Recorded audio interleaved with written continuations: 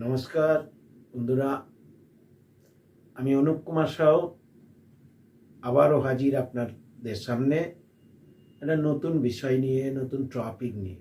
আপনারা নিশ্চিত ইনস্টাগ্রাম কিংবা ফেসবুকে এই ভিডিওটি দেখেছেন, যে ভিডিওটির কথা গল্পাকারে আপনাদের সামনে উপস্থাপন করব। সেটা হচ্ছে একটি কর্পোরেট অফিসে একই ডেজিগনেশনে কিংবা সেম পোস্টে দুই কর্মচারী, কেউ একটু আগে কেউ একটু পরে জয়েন করে কাজ করছিল। হঠাৎ একদিন তাদের বস দুই অ্যাকাউন্ট্যান্ট কর্মচারীকে, যে পরে জয়েন করেছিল, তাকে প্রমোশন লেটার দিচ্ছে। আর প্রথম যিনি জয়েন করেছিলেন তিনি প্রমোশন লেটার পাননি। তা যিনি প্রমোশন লেটার পেলেন তিনি খুব আনন্দের সঙ্গে প্রমোশন লেটার অ্যাকসেপ্ট করে ফিরে গেলেন নিজের চেয়ারে। আর যিনি পেলেন না তিনি বসের সামনে দাঁড়িয়ে রইলেন আর কয়েকটি প্রশ্ন করলেন। স্যার, আমি ওর আগে জয়েন করলাম, অথচ আমি প্রমোশন পেলাম না কেন? তখন তার বস বলল, পারফরম্যান্সের ভিত্তিতে প্রমোশন দেওয়া হয়েছে। তখন বলছে, স্যার আমার তো ওর থেকে পারফরম্যান্স অনেক বেশি, কারণ আমি অনেক বেশি লেবোরিয়াস, অনেক বেশি সময় দিই অফিসকে, তা কেন আমি প্রমোশনটা পেলাম না? তখন বলছে, আচ্ছা ঠিক আছে, তুমি কি এটা জানতে চাও কেন তুমি পাওনি? তখন বলছে, হ্যাঁ তাই জানতে চাই। ঠিক সেই সময় হঠাৎ বাইরে একটি শব্দ হয়। তার বস তাকে বলে, দেখো তো, আমি ওই বিষয়ে পরে কথা বলছি, বাইরে কোথায় কি শব্দ হলো একটু দেখে এসো। তা অ্যাকাউন্ট্যান্ট ওয়ার্কার নিচে নেমে গেলেন। নিচে নেমে গিয়ে আবার ফিরে এসে বললেন, স্যার বাইরে একটি বাইক অ্যাক্সিডেন্ট হয়েছে। তখন বলছে, ও আচ্ছা, বাইকের সঙ্গে কোন গাড়ির অ্যাক্সিডেন্ট হলো? বলে, স্যার তা তো আমি দেখিনি। বলে, ওটা দেখে এসো। আবার দেখে এসে বলল, বাইকের সঙ্গে একটি 4 হুইলারের মুখোমুখি ধাক্কা হয়েছে। তখন বলছে, ও তাতে কি কেউ আহত হয়েছে কিংবা নিহত হয়েছে? বলে, স্যার তা তো আমি দেখিনি। তখন বলছে, আবার দেখে এসো। দেখে এসে বলল, হ্যাঁ বাইক আরোহী তিনি আহত হয়েছেন। তখন বলছে, ও তাকে হাসপাতালে নিয়ে যাওয়া হয়েছে? বলে, স্যার তা তো আমি বলতে পারবো না। বলে, আবার দেখে এসো, জেনে এসো।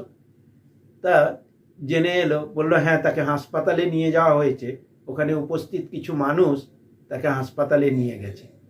বলছে, এই কারণে তোমার প্রমোশনটা হয়নি। বলছে, স্যার এই কারণ মানে বুঝলাম না।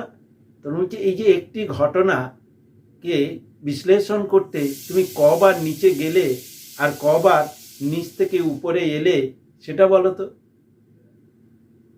আর যে প্রমোশন পেল তাকে যদি এই কাজটা করতে দিতাম, সে একবারে সবটা দেখে এসে আমি যা যা প্রশ্ন করেছি তোমাকে, সেই প্রশ্নের উত্তর সে একসঙ্গে দিতে পারত। তাই তার প্রমোশন হয়েছে, তোমার প্রমোশন হলো না।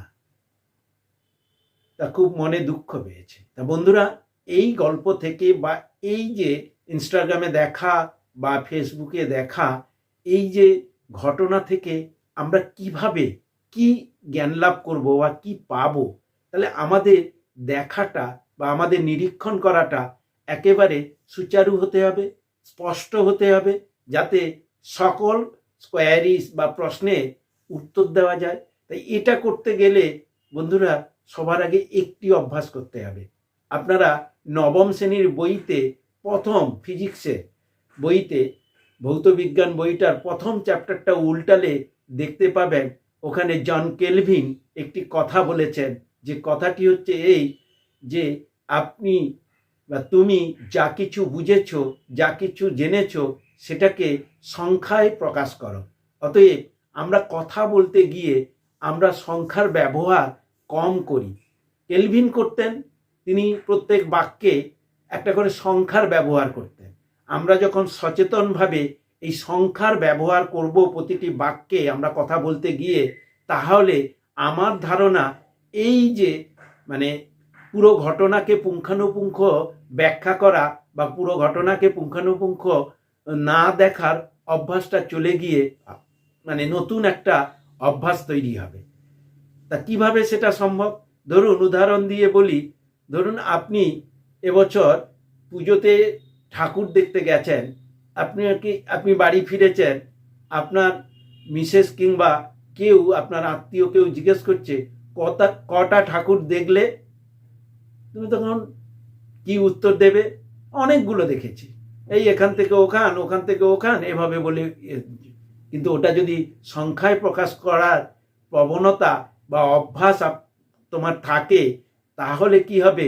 তুমি ঠাকুর যখন দেখছো তখন গুনে গুনে দেখছো, 1 নম্বর 2 নম্বর 3 নম্বর, তখন কি না ঠাকুর দেখার উপর কনসেন্ট্রেশন বাড়লো।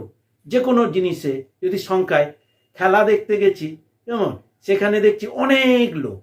এই যে অনেক লোক, এই অনেক কথাটার মধ্যে বহুবচন বোঝায় বটে, কিন্তু তত ভালো করে দেখা হয় না।